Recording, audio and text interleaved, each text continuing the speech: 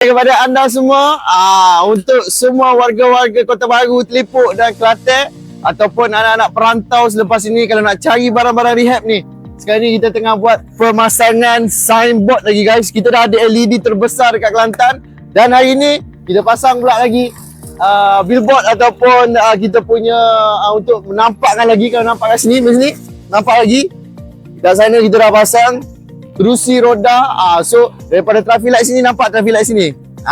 Daripada traffic light sini, okey, daripada sana nak pergi ke KB Mall, SUK apa semua, dekat traffic light sana terliput, okey. Gerak je kamera belah sana. Gitu. Okey. Boleh nampak terus kalau dekat kita punya bangunan kita ni, Amerika Farmasi terliput. Boleh terus nampak barang-barang rehab yang kita displaykan kepada korang semua dan juga kita ada terus signboard yang besar kat situ.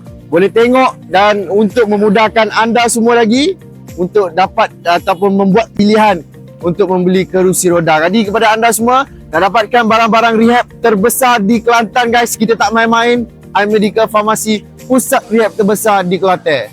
Sol. Amerika Farmasi, pusat rehab terbesar Kelantan. Amerika Farmasi, pusat rehab terbesar Kelantan. Amerika Farmasi.